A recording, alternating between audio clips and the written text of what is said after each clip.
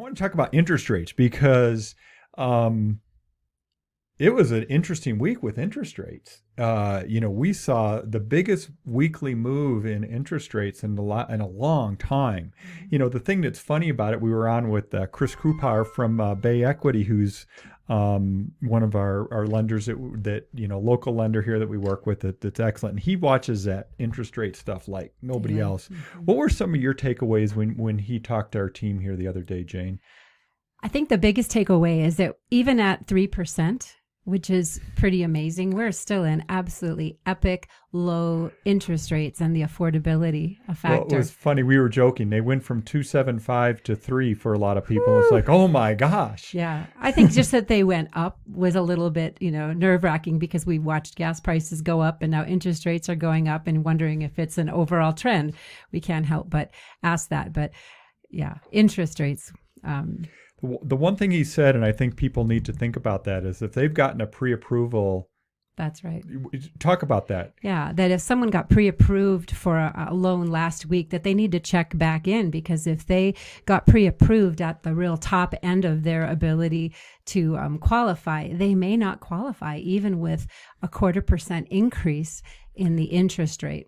And we're not talking about qualifying overall. We're talking about for a certain price point, right? Because now they can afford might have gone down a little bit, right? Again, we're talking a 0.25 point here, but it's amazing. One of the things that I looked at this week, Jane, was predictions about interest rates. All the experts, all the housing economists, all that stuff. And what are they saying? Well, they're the million-dollar question. I always say experts with air quotes, right? Because I think 2020 was the year of not believing the experts anymore. But sorry, I'm not going to get political here. But anyway, I mean, everyone's got a motive behind their opinion. But basically, what we looked at, the group I work with that pulls this data together, is we looked at what Freddie Mac said, Fannie Mae said, which not home builders, Mortgage Bankers Association, and the National Association of Realtors, and all of them, if you were to just take all of them and look at them, they're saying probably by the end of the year we're going to be a little bit over 3, right? And that's it. Now, another group that I follow, John Burns Consulting, they looked out to 2024, and they're putting a 3.6 on 2024 interest rates. Point is, nobody's expecting a huge change in interest rates, and there's a good chance, I saw some economists talking, there's a good chance we'll never see 6-7% interest rates again, which, it's that whole new normal thing, right? And that could be interesting because, as you know, it's affected affordability, even though home prices have gone up, correct? They have gone way up. Jane, we only had a couple minutes left because we talked about important stuff. HB 111, which was super important. I want to just talk about pre-inspections and what you're feeling. If you're getting ready to sell your home, and somebody says, hey, should I get a pre-inspection? What do you say? I say it's a great idea for a lot of reasons. One of the reasons is when things are going so fast and we're asking buyers to make quick decisions, it's so wonderful for the buyers to have an inspection that they can look over. And it's really like a seal of approval for the sellers too. And it says, we don't have anything to hide. This is what we've got. And it also helps the seller not be negotiating in a black hole. Roofs are probably the number one reason that deals fall out of contract. And a lot of people, they don't even look at their roof. They might have moved here from another market and they don't know that even a tile roof needs to be sealed, every couple years. And so to find out after you're already under contract 2 weeks that maybe you need to put a new roof on the house, that's a hard pill to swallow when you're already under contract at a certain price. So don't negotiate in a black hole.